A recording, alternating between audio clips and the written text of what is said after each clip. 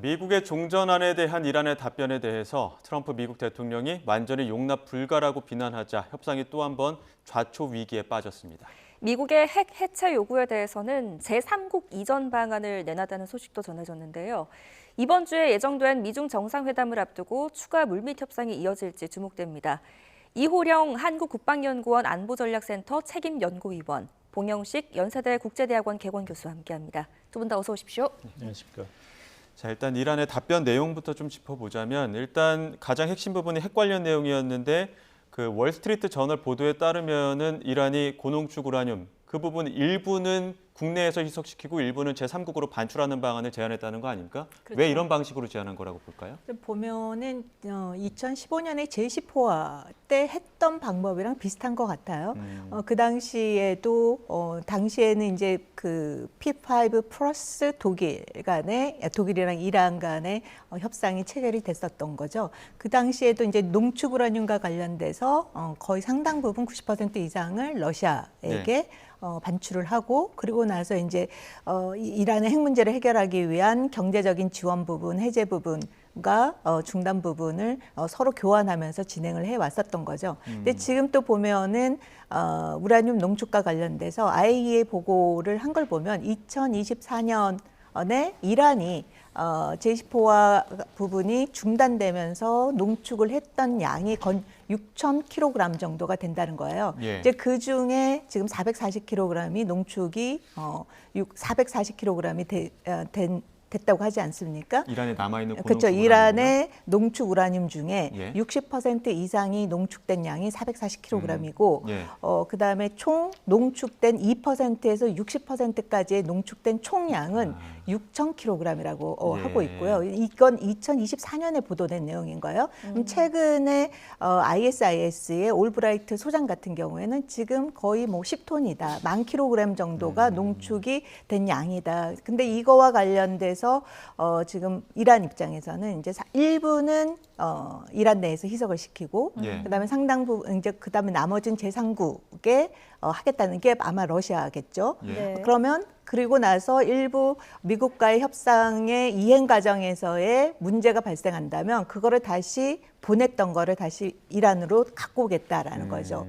그러면 반출된 건 언제든지 또 다시 이란에 다시 갖고 와서 다시 고농축화 시킬 수 있다라는 거를 시사함으로 인해서 뭐 이거는 뭐 결국 트럼프 대통령 입장에서는 절대 받을 수 없는 안이 되겠는 거죠. 예. 네. 방금 그 연구위원님께서 짚어주셨던 만약에 협상이 결렬되거나 미국이 합의를 어겼을 경우에 우리가 반환했던, 그러니까 반출했던 우라늄을 다시 가져오도록 하겠다 이런 장치를 하는 것도 이란 입장에서는 한 번 또 당한 적이 있다 보니까 이런 안전장치를 두려고 하는 거겠죠.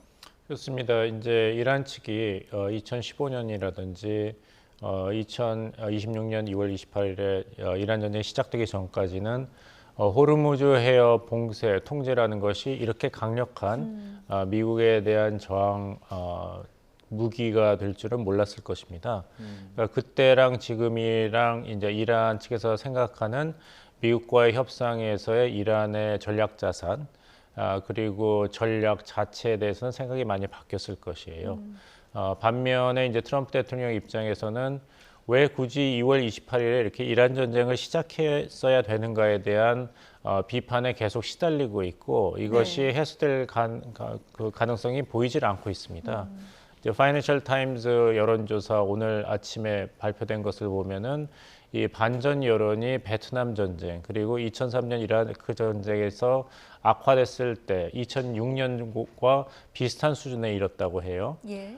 그리고 국민의 대부분이 트럼프 대통령이 경제를 잘못하고 있다 이렇게 비판 여론이 높아지고 있기 때문에 이런 이란의 호르무즈 해협 봉쇄를 빨리 풀어야 되는데 이란 측의 이런 미국의 약점을 알기 때문에 그리고 이제 14, 15일에 미국과 중국 간의 정상회담이 있을 것을 알고 있기 때문에 마지막으로 한번 그 14개 조항에 대한 답변에서 미국 대통령이 도저히 받을 수 없다는 정도의 강력한 요구를 다시 한번 강조한 협상을 좀 더 긴 호흡으로 끌고 가려는 그런 전략이 보이는 그런 모습이라고 말씀드리겠습니다. 예.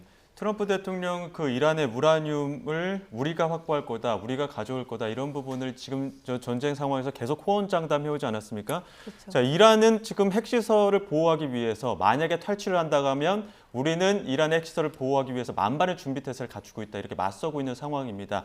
그런데 또 이런 상황에서 중재자로 나선 푸틴 대통령도 우리가 그 역할을 하겠다, 반출을 우리가 보관할 수 있다 이런 발언까지 했었는데요. 세 가지를 묶어봤습니다. 들어보시죠. Extracting the uranium from Iran. Yeah, we're going to get it. How will you get it, sir? We're going to get it. نیروهای مسلح رو عرض میکنم، چه ارتش چه سپاه، در مراقبت از این مراکز هسته‌ای که این اورانیوم غنی شده درش نگهداری میشود. Продолжаем контактировать и с одной, и с другой стороной. Надеемся, что этот конфликт можно будет прекратить и как можно быстрее. На мой взгляд, нет уже заинтересованных лиц для продолжения этого противостояния. 한번 그 러시아로 반출한 사례도 있지 않습니까? 앞서 위원이 말씀하신 것처럼. 그럼에도 불구하고 왜 트럼프 대통령은 지금 이 제안에 대해서 절대 용납할 수 없다고 하는 걸까요?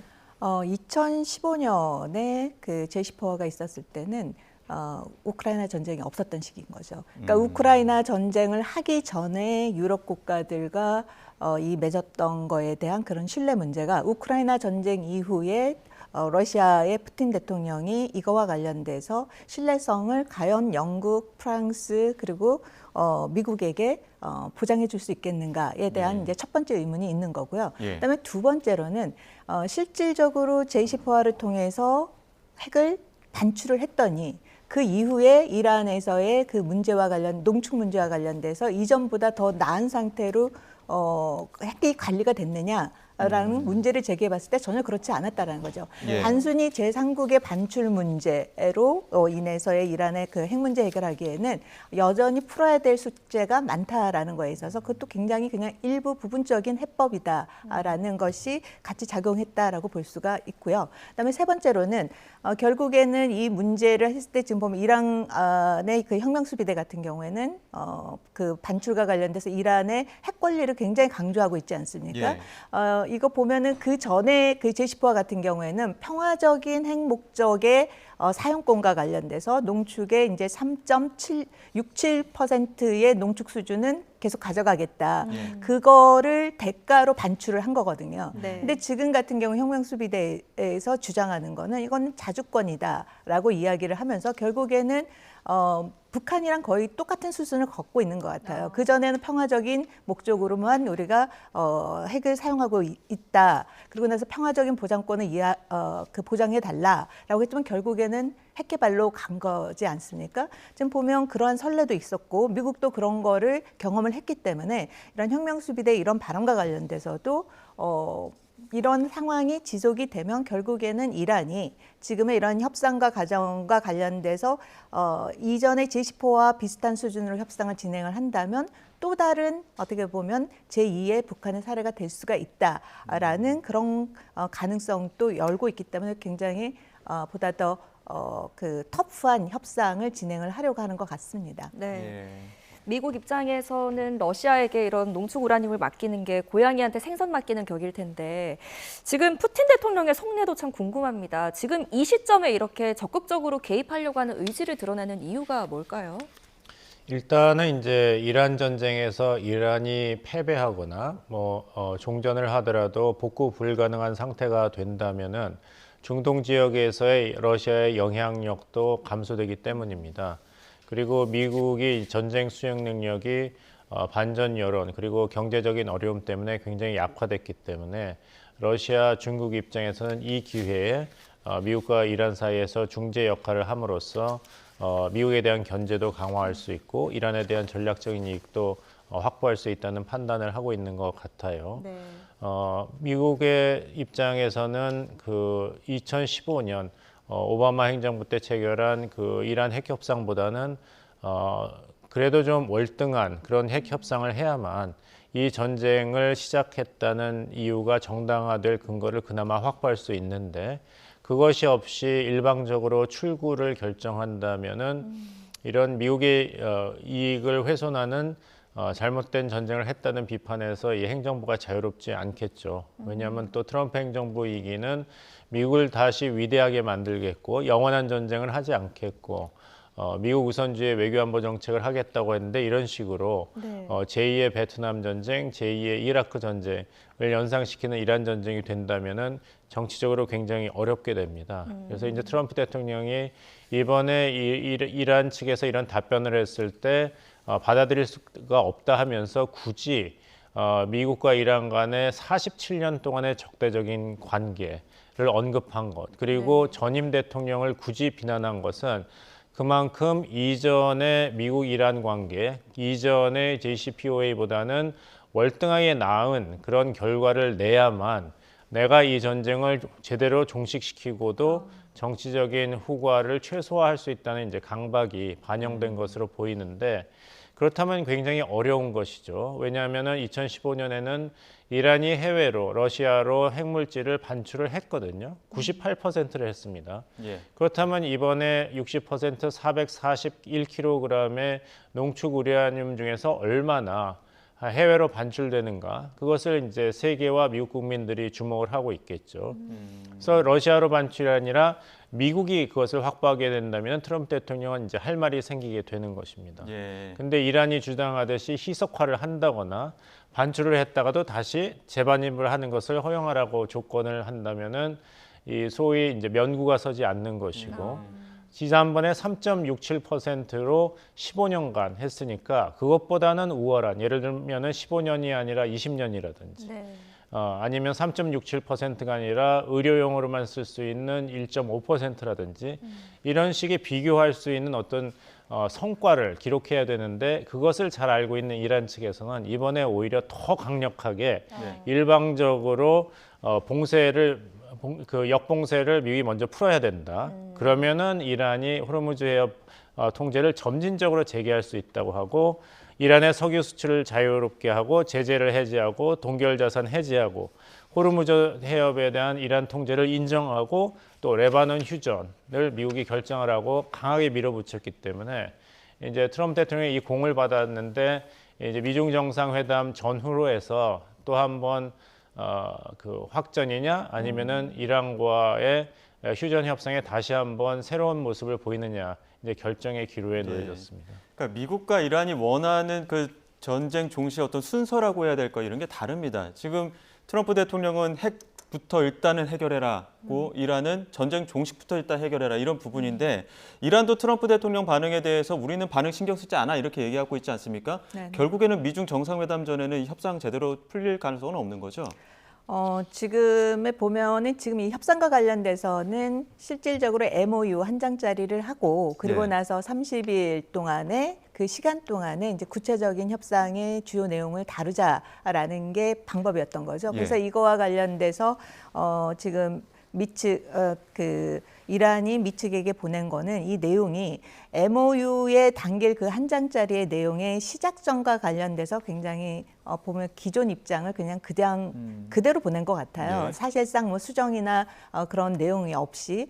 그러면 이게 그 미중 정상회담을 앞두고 이란이 계속 이런 태세로 계속 가져갈 것인지 아니면 또 그 전에 MOU와 관련된 한 장짜리에 대해서는 기본적인 방향에서 다시 한번 미 측의 트럼프 대통령이 완전히 받아들일 수 없다라고 했지만 거기에 대해서 지금 이 MOU와 관련된 내용에서 다시 수정을 하라는 건지 아니면 이걸 파기하겠다라든지 이런 발언은 없어요. 예. 그러면 또다시 시간을 주고 이란 측이 다시 한번 물밑 협상을 통해서 그 부분을 수정을 한다면 가장 어떻게 보면 트럼프 대통령 입장에서 미국 입장에서 가장 좋은 거는 MOU와 관련돼서는 미중 정상회담 전에 그거에 대해서는 일방적으로 합의를 하고 그리고 나서 구체적인 내용은 미중 정상회담 이후에 중국의 어떻게 보면 대이란 그런 어떻게 보면 그 역할을 하라라는 그런 중재 역할을 통해서 실질적인 내용을 조정해가는 과정이 국제사회를 보나 뭐 모두에게 다 좋은 어떻게 보면 가장 좋은 시나리오인 것처럼 보여요. 근데 이란 입장에서는 최대한 자신들의 입장을 높이기 위해서 이 한 장짜리 부분을 계속 늦춰가면서 미중 정상회담의 내용 결과를 보면서 중국과의 입장을 조율을 하지 않을까라는 생각이 듭니다. 예. 그래서 이 두 옵션 중에 하나가 되겠죠. 예. 네, 이런 가운데 지금 미국 에너지부 장관이 우선은 이란과 핵금지 조항이 없는 잠정 합의 이룰 가능성이 있다 이런 발언을 했거든요. 이게 지금 트럼프 대통령과 이런 강경한 입장과는 좀 배치되는 부분이어서 이 장관의 속내가 뭘까요? 근데 이제 에너지 장관의 발언은 이제 이란 측에서 파키스탄 쪽에 14개 조항, 미국이 제시한 MOU에 대한 답변을 하기 전에 한 것입니다. 하지만 또 미국 측에서 여러 가지 고민을 하고 있다는 것이 이번 발언으로 잘 드러났죠. 아락치 이란 외교장관이 베이징에서 왕이 중국의 외교부 장관과 만났을 때 특이하게도 왕이 외교부장이 당사국이 아닌데도 이란 측의 이런 핵 개발 그리고 사용에 대한 입장을 지지하는 발언을 했습니다. 네. 따라서 러시아 측의 발언이라든지 이 중국 외교부장의 발언을 종합해 본다면은 이란의 이제 핵 문제에 대해서는 미국이 좀 더 트인 자세, 유용성을 보여야만 이 이란 전쟁의 종식이 된다는 데에서 러시아와 중국이 이란 쪽의 입장을 지지한다는 것을 확실히 했습니다. 여기서 미국의 약점은 다시 말씀드립니다만 이제 전쟁에 대한 부정적인 여론, 특히 치솟는 아무래도 유가가 되겠죠. 오늘 아침만 해도 벌써 4달러 50센트가 넘었는데 2월 28일 전쟁 전과 비교한다면 50% 증가한 액수입니다. 그러니까 1924년 이후로 가장 안 좋은 굉장히 비싼 유가 고공행진을 하고 있는데 따라서 이 크리스토퍼 라이트 에너지 장관이 이 방송에서 또 어떤 질문을 받았냐면은 이 유가를 낮추기 위해서 트럼프 행정부가 어떤 지금 정책을 모색하고 있는가, 혹시라도 그 유류세를 잠정 중지하는 그런 방안도 고려하고 있는가 했을 때 모든 옵션이 열려 있다는 식으로 얘기를 했습니다. 왜냐하면은 유가에 반영되는 이 연방 유류세가 18.4%입니다. 만약에 이 유류세를 잠정 중지를 한다면 단박에 이 기름값을 20% 인하할 수가 있거든요. 하지만 역설적으로 본다면 얼마나 지금 미국 내 유류 가격이 정치적으로 위협이 되고 있는가를 잘 보여준다고 하겠습니다. 따라서 이제 트럼프 행정부는 이런 식으로 유가가 계속 고공행진을 한다면 두 가지 옵션밖에 없어요. 이렇게 연방 주류세를 일시적으로 중단을 해서 18.4%를 내리든지 아니면은 이제 국내 정유 기업들이 생산된 정유를 해외 수출하는 걸 임시적으로 중단시키는 방법밖에 없습니다. 그래서 여러 가지로 어려운 조건이고 이걸 잘 알기 때문에 미중 정상회담이 14, 15일에 예정대로 개최되는 것이 확실히 된 다음에 이란 측에서는 미국의 제안에 대해서 이렇게 다시 한번 강경한 입장을 강조해서 미국의 전략적인 의도를 한 번 더 떠보면서 미국 흔들기에 나서고 있는 것으로 보입니다. 예.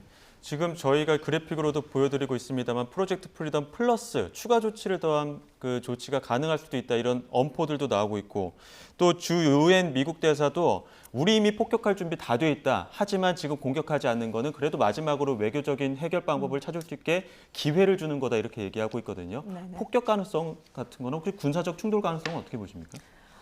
충돌 가능성이 완전히 없다라고는 얘기는 할 수 없는 거고요. 지금 보면은 이란이나 미국이나 모두 다 외교적인 그런 지금 협상 노력과 관련돼서 상호 깨지 않으려고 하는 노력은 양측 다 보이고 있어요. 그러면서 동시에 이란 혁명수비대나 또 지금 보면 미 측에서 나오는 발언들도 보면 여전히 거기에 대한 군사적인 옵션 또 계속해서 가져가고 있다. 네. 그리고 뭐 프로젝트 프리덤 같은 경우에 이제 하루 만에 다시 잠정 중단을 했지만 언제든지 이란 혁명수비대의 호르무즈 해협과 관련돼서 통항 질서를 또다시 뭐 공격을 한다라든지 이런 걸 한다면 재개할 가능성이 언제든지 열려 있다라는 걸 오픈해 나온 상황이기 때문에 모두 다 양측이 군사적인 옵션을 유지한 채 외교적인 노력을 하고 있는 상황이기 때문에 불안정한 상황이 지속되고 있는 상황이라고 봐야겠죠. 네. 자, 이런 가운데 온건파라고 알려졌던 페제시키안 이란 대통령에 이어서 강경파인 혁명수비대도 모스타바와 면담 사실을 공개했습니다. 최고 지도자에게 준비 태세를 보고했다는 내용인데요. 들어보고 오시죠. و در صورت هر گونه خطای راهبردی، تعرض و تجاوز از سوی آنان با سرعت عمل، با شدت و پرقدرت با آن برخورد خواهند کرد. صوتی، تصویری، چیزی ازش بگیره تا بتونه کاری بکنه. صبر کنید، عجله نکنید. به وقتش ایشون میاد با همتون صحبت میکنه. 자, 지금까지 미국 또 트럼프 대통령은 이란의 지도부가 분열되어 있다라고 주장을 해왔는데 지금 모스타바에게 새로운 지침을 받았고 우리도 이렇게 준비를 하고 있습니다. 이렇게 보고를 했다고 합니다. 이런 움직임은 어떻게 보세요? 뭐 이란 측도 이렇게 전쟁이 장기화되고 경제적인 피해가 계속 증가되면서 굉장히 어려운 싸움을 하고 있는 건 사실이겠죠. 올해 인플레이션만 해도 벌써 60%를 하고 이란의 화폐 리알이 1천만 리알 화폐 발행까지 할 정도로 경제적인 고통이 엄청납니다. 네. 1천만 리알이라 그러면 굉장히 큰 돈 같지만 우리나라 돈으로는 8천 원에 해당하거든요. 그러니까 이걸 이란 국민들이 전쟁 와중에 이 고통을 감내하고 있는데 여기에 대해서는 일단 전쟁 중이니까 반정부 시위라는 것으로 연결이 되지 않고 있고 또 이란 혁명 수비에 대해서 이런 위험을 잘 알고 계속 그 탄압과 숙청을 하고 있습니다. 이 미국과의 휴전 협상이 계속되는 와중에도. 하지만 여러 가지로 그 민심을 규합하고 집권 세력을 규합하는 데는 여러 가지로 어려움이 있기 때문에 이제 모스타바가 곧 당신 앞에 드러난다. 그리고 우리가 그냥 자의적으로 이렇게 작전을 수행하는 것이 아니라 최고 통치권자의 뜻을 받들어서 제대로 수행하고 있다는 메시지를 보내고 있는 것으로 보입니다. 이번에 이제 이란군 통합사령부 사령관인 알리 압둘라히가 모스타바와 장기간 면담을 했다. 그리고 적군에서 어떤 조짐을 보이거나 약점을 보일 때는 단호하고 강경하게 대응하라는 지침을 받았다고 했지 않습니까? 근데 그 전에는 소위 온건파를 대표하는 페제스키안 대통령이 2시간 반 동안 모스타바와 면담을 했다는 보도가 있었죠. 예. 이 말은 이제 휴전 협상에 대해서는 이제 긍정적인 신호라고 볼 수 있는 것이 미국에서 이제 트럼프 대통령이 전면적으로 지휘를 하고 최종 결정권을 가지고 있는 걸 우리가 잘 알고 있습니다. 네. 그럼 이란 측이 분열돼 있고 아무도 결정을 못 하느냐. 이런 의문이 제기가 됐는데 모스타바가 점점 모습을 드러내고 있고 위임을 받아서 군사작전을 한다든지 미국과의 외교적인 협상과 교섭을 한다는 내용이 이란 측에서 계속 나오고 있다는 것은 이제는 결정권을 가진 자가 미국과 전쟁을 어떻게 마무리할 건가에 나서기 시작했다는 증거로 우리가 받아들일 수가 있고 그런 면으로 본다면 이 휴전 협상이 좀 더 추동력을 가지게 되었다. 이런 긍정적인 면을 이야기할 수가 있어요. 예. 하지만 그렇다고 해서 이란의 강경한 입장이 수그러들 것인가? 이제까지 보도를 보면은 미국의 약점이 속속들이 드러났기 때문에 이란 측이 그렇게 불리하지 않기 때문에 아직은 미국에 대해서 강경한 입장을 고수할 입장은 그런 시간이다. 이런 메시지가 강조되고 있는 것을 봐서 상당 기간 특히 14, 15일에 베이징에서의 미중 정상회담 결과를 보고 나서 이란은 다시 한번 러시아, 중국과의 이런 외교적인 소통을 하고 전략적인 입지를 다시 재정비한 다음에 미국과 휴전 협상을 논의할 것으로 예상이 됩니다. 예. 이란 쪽에서도 그 모즈타바는 무릎이랑 허리 좀 다치긴 했지만 완벽하게 치유되고 있다 이런 이야기를 하고 있어서 모즈타바의 등장이 강경 결집이 될까요? 아니면은 협상을 통한 창구 역할을 하게 될까요? 그래서 보면 굉장히 나오는 발언과 관련돼서 전략적 어떻게 보면은 고도의 발언이 아닌가라는 생각이 들어요. 이전 대비 모즈타바가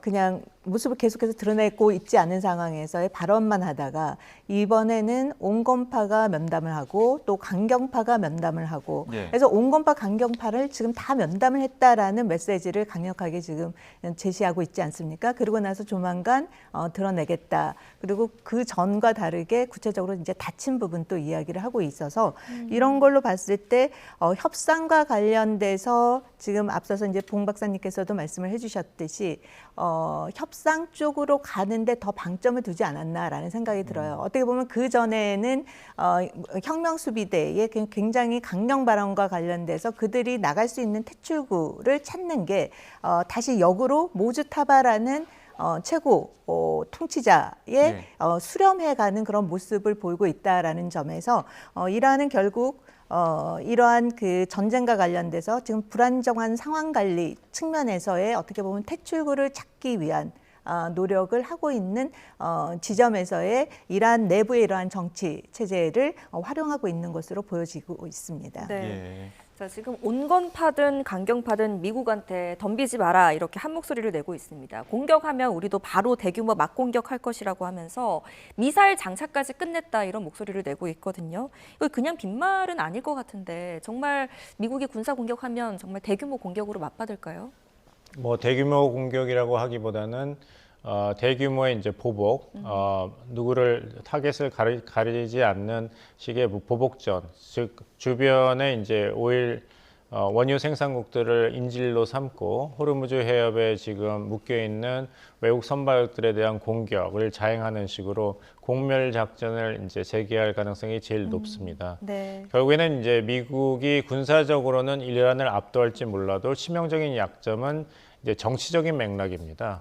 결국에는 TV 카메라 앞에서 미국 병사들이 하르그 섬을 점령했으나 이란군의 보복에 쓰러져가는 모습을 보게 된다면 미국 국민들은 이 이란 전쟁의 정당성에 대해서는 다시 한번 이제 반전 여론으로 돌아설 경향이 거의 확실하기 때문에 과연 그런 정치적인 도박을 트럼프 대통령이 할 수 있을 것인가? 못할 가능성이 높다고 봐야겠죠. 그런 면으로 본다면은 결국에는 이제 대규모 지상군 파병이라는 결정을 트럼프 행정부가 하지 않는 한은 공습에만 의존할 수밖에 없습니다. 근데 미국 측에서 이미 발표했지만 그 장대한 분노 작전이 완전히 성공해서 원래 예정되었던 약 1만 3천 개에서 1만 5천 개 이란 내의 주요 군사 목표를 제거하는 데 성공했다 했지 않습니까? 네. 그럼 1만 3천 개나 전쟁 목표를 제거한 상태에서 전면전을 다시 재개한다면은 뭐 얼마나 그 추가 효과가 있을까요? 그리고 트럼프 대통령 입장에서도 정치 신정 세력의 엘리트를 다 제거해서 누구랑 협상해야 될지 모르겠다는 이야기까지 하고 있는데 참수 작전을 하면 할수록 모스타바 하메네이 참수에 미치지 않는 작전이라면은 그다지 미국 국민들의 여론을 반전시킬 정도의 성과는 아니겠죠. 이렇게 본다면은 미국군이 군사적으로는 뭐 압도적인 그런 우세에 있습니다만 과연 대규모 전쟁을 재개할 정도의 준비가 돼 있는가 봤을 때는 그 확률이 높지 않기 때문에 이란 측에서는 아직까지는 굉장히 강경한 태도를 보이면서 트럼프 대통령의 이제 결심을 유도하는 쪽에 전략을 고수하고 있는 것으로 보입니다. 그 강경한 태도가 실제 군사적인 움직임으로 포착되는 모습들도 있습니다. 지금 트럼프 대통령은 이란 해군 무력화시켰다고는 했지만 이란 해군 사령관에서는 페르시아만의 돌고래라고 하죠. 지금 그래픽으로 나오는 것처럼 경량급 잠수함을 호르무즈 해협 쪽으로 계속 증강 배치했다는 얘기도 있고요. 또 이란 항공우주군 사령관은 조준하고 있다. 명령만 내리면 바로 발사할 것이다. 이런 얘기를 하고 있거든요. 단순히 협상을 위한 어떤 지렛대 역할을 하는 발언이라고 봐야 됩니까? 아니면 실제 군사적 움직임이라고 봐야 됩니까? 보면 이제 이란의 잠수함과 관련돼서도 보면은 이제 가디르급이 있고 파테급이 있는데요. 이제 가디르급이라는 거는 120톤 정도로 아주 작은 초소형의 그 잠수함이라고 볼 수가 있어요. 북한을 치면 연어급에 해당되는 거거든요. 그래서 보면은 굉장히 수심 얕은 곳에서 작전이 가능한 거예요. 그러면 호르무즈 해협 같은 경우는 이제 수심이 얕잖아요. 이쪽 지역에서의 운영할 수 있는 그 가디르급 정도의 부분을 언급을 하는 것 같습니다. 그다음에 조금 더 큰 파테급은 이제 600톤인데 이거는 이미 그 분노 작전을 통해서 상당 부분 파괴돼서 거의 이 600톤급의 운항은 거의 어려운 보이고요. 지금 이란 혁명수비대가 이야기하는 부분은 이 굉장히 소규모인 가디르급의 잠수함의 운영을 통해서 결국엔 군사적인 목적보다는 상선들을 움직이지 못하게 하는 비살상 비대칭 전력에 활용을 하는데 높이는 거라고 볼 수가 있겠죠. 예. 네. 자, 이런 가운데 이제 백악관이 밝힌 내용입니다. 14일 오전에 미중 정상회담이 계획대로 진행될 것이다라고 밝혔습니다. 트럼프 대통령이 13일 저녁에 중국에 도착을 해서 이틀 동안 6개 행사에서 시진핑 주석과 대면을 한다는 건데요. 이번 미중 정상회담에서 가장 큰 의제가 될 것으로는 어떤 게 전망하십니까? 아무래도 이제 중국과 미국 간의 1년 이후로 시간을 끌어왔던 무역 관세 문제에 대해서 좀 더 장기적인 타결을 하는 것이 되겠죠. 네. 하지만 중국 입장에서는 미국의 약점이 어딘지를 잘 알고 있기 때문에 일단은 지난번 부산에서 트럼프 대통령과 시진핑 주석이 만났을 때는 2028년까지 미국으로부터 적어도 2,500만 톤의 대두를 중국이 수입하기로 이런 합의를 했습니다. 네. 대신에 이제 중국 입장에서는 이제 희토류 수출 통제를 1년간 유예하는 식으로 했는데 이 문제를 포함해서 양국 간의 이제 무역과 관세 이슈에 대해서 좀 더 장기적이고 근본적인 이제 합의를 하기 위한 지도자 간의 이제 이런 협상 그리고 타결이 이제 예상이 됩니다. 네. 여기에 더해서 중국 입장에서는 지금 미국의 군사력이 많이 약해졌기 때문에 지역적인 포진 입장에서 본다면 중동에 집중돼 있고 미국의 이제 군사 장비의 소모가 심각한 수준이기 때문에 이 기회를 이용해서 대만에 대한 미국의 군비 수출에 대해서 이런 중단이라든지 상당한 이제 감축을 요구할 그런 가능성이 높습니다. 네. 예. 여기에 대해서 이제 트럼프 대통령이 어떻게 답변할지가 이제 주목이 되는데 결국에는 이제 중국에 대한 미국의 약점이 노정이 되었기 때문에 이것이 이란과 전쟁을 끝내고 싶어하는 미국의 약점으로도 이어지지 않을까 하는 것이 이제 이란 측에서 전략적으로 계산하고 있는 것으로 보입니다. 예. 좀 두고 봐야죠. 자, 미중 정상회담과 관련해서 중국 외교부에서도 공식 확인하는 입장이 나왔습니다. 트럼프 대통령이 13일부터 15일까지 중국 국빈 방문할 것이다. 이렇게 중국 외교부에서도 공식 확인을 했습니다. 14, 15일이 공식 행사가 있고 13일에 저녁에 도착을 하는 것으로 알려지고 있었는데 그걸 이제 중국 외교부가 다시 한번 확인한 거고요. 미중 정상회담 의제 이야기를 하고 있었는데 이란 문제가 네. 어떻게 보면 시진핑 주석이 협상에서 우위를 갖는 지렛대 역할을 하게 될까요? 좀 이제 상황이 이란의 문제로 인해서 사실상의 미중 정상회담이 일정이 그때 잡힌 거는 이란 전쟁이 발생하기 전이었었던 거죠. 앞서서 이제 말씀해 주신 것처럼 관세 문제가 굉장히 중요한 미중 간의 이슈인 거예요. 사실상 7월에 102조에 의한 부분과 301조에 의한 부분이 관세가 종료되는 시점이거든요. 그러니까 중국 입장에서 굉장히 급한 사항인 거예요. 그다음에 나머지 하나가 작년에 그 부산에서의 미중 정상회담을 통해서 90일간 유예했던 거, 그게 11월에 종료가 되는 거죠. 그래서 7월과 11월에 그동안에 미중 간에 잠정적으로 중단되었던 관세 문제가 다시 재개되는 상황이기 때문에 원래 그래서 미중 정상회담이 첫 번째 목표 굉장히 그 부분에 방점이 있었는데 이란의 문제로 인해서 호르무즈 해협의 안정 문제가 이거보다 지금 앞선 의제로 이제 나왔기 때문에 이 문제와 관련돼서는 이번 미중 정상회담 왜 우리가 이렇게 모든 게 초점이 맞춰져 있냐면 이제 호르무즈 해협 문제를 풀 수 있는 가장 중요한 계기고 또 이란 입장에서는 그래서 중국 지난 4월, 5월에 지금 보면은 이란 외무장관이 노력을 방문했던 걸 보면은 중동의 주요 국가, 영국, 프랑스 그리고 뭐 러시아, 중국을 다 방문하지 않았습니까? 이런 거를 종합을 해본다면 과연 중국에게 믿는 그 모든 게 힘을 싣고 중국만 바라보는 것도 이란 입장에서는 다급한 사항이긴 하지만 중국 입장에서도 이번에 미중 정상회담을 통해서 관세라는 그 문제를 풀어야 되기 때문에 결국에는 미국이나 중국이나 지금의 이 미중 정상회담에서 둘 다 중요하다. 그러니까 어느 한쪽이 보다 더 우위에 있다라고는 볼 수 없는 상황이라고 볼 수가 있겠죠. 네, 미중 정상회담 여러 가지로 깊은 의미를 가지고 있습니다. 저희도 좀 지켜보도록 하겠습니다. 계속해서 정부가 남우호 사고에 대한 원인으로 미상의 비행체에 의해서 타격 당했다 이렇게 배경을 지목했는데요. 하지만 정밀 감식 전까지는 이 비행체가 누구의 것인지 판단하기는 어렵다며 공격의 주체는 더 지켜봐야 한다고 밝혔습니다. 들어보시죠. 미상의 비행체 2기가 HMM 나무호 선미 좌현 평행수 탱크 외판을 약 1분 간격으로 2차례 타격하였고 타격으로 인한 충격 후 진동을 동반한 화염 및 연기가 발생한 것으로 확인되었습니다. 전문 기관을 통해서 감식 등의 정밀한 분석이 필요할 것이기 때문에 지금 현 단계에서 그것이 누구 주체가 누구인지는 아직 판단하기 어렵다는 그런 말씀을 드리겠습니다. 네, 외교적인 또 문제가 걸릴 수 있기 때문에 신중한 것은 이해가 갑니다.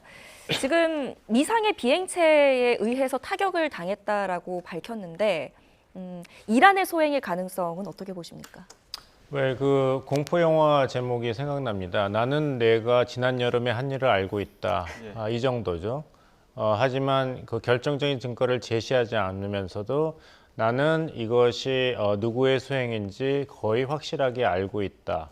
그러면서 상대방의 어떤 책임 있는 행동 변화를 요구하는 카드로 사용하는 것이 우리 정부의 결정이 아닌가 싶습니다. 왜냐하면 이제 외교부의 이런 진상조사 발표가 예상보다 빨리 나왔습니다. 네. 그리고 내용을 보면은 굉장히 정제돼 있지만 또 핵심적인 내용은 있는 것으로 보이는 것이 미상의 발사체라고 했지만 발사체라는 것은 이제 위에서 아래로 친 것이죠. 그 예. 파괴된 부분도 해수면보다 위라고 발표했지 않습니까? 그렇다면은 기뢰나 어뢰라는 것은 아니죠. 그 다음에 이 프레임 만곡 방향을 봤을 때는 내부에서 뭐가 사고가 나서 밖으로 터진 게 아니라는 것도 이번 발표에서 확실히 했습니다. 단지 지금 단지에서 공격 주체 단정을 어렵다고 했지 안 한다고 한 건 아니거든요. 예. 그런 면에서는 이런 걸 종합하고 또 주한 이란 대사에게 설명을 했다는 것은 우리가 이 정도까지 확실히 규명을 하고 알고 있다라는 이제 카드를 던진 것으로 보입니다. 따라서 이번에 이제 나무호의 이런 피격 사건 때문에 이재명 정부가 미국의 그 요청을 전격적으로 받아들여서 프로젝트 프리덤이라든지 프로젝트 프리덤 플러스의 참여 결정을 뭐 전격적으로 하지는 않더라도 한국의 입장을 이란 측에 강력하게 전달할 수 있는 기회로 삼기 위해서 외교부가 이런 발표라는 것을 결정한 것이 아닌가 이렇게 생각해 볼 수가 있죠. 예, 그 타격 패턴도 보면은 한 대 그냥 우연히 맞은 게 아니라 더블탭이라고 해서 2대를 맞았거든요. 그렇죠. 이런 패턴들에 대해서 어떻게 판단하십니까? 굉장히 계산된 타격이라고 봐야 되는 거죠. 지금 보면은 후미 부분에 프로펠러 후미 부분에 이제 프로펠러랑 이제 방향타가 있는 건데 이 부분을 집중적으로 2대를 가격을 통해서 예. 자동으로 자력 항해를 불가하게끔 만든 거잖아요. 네. 완전 정지를 시킨 거기 때문에 이건 뭐 이란이 고속정을 통해서 많은 배들을 공격을 해왔던 그 패턴과도 비슷하다라고 볼 수가 있는 거죠. 예, 알겠습니다. 여기까지 듣겠습니다. 지금까지 이호령 한국국방연구원 안보전략센터 책임연구위원, 봉영식 연세대 국제대학원 개원 교수 두 분과 함께했습니다. 고맙습니다.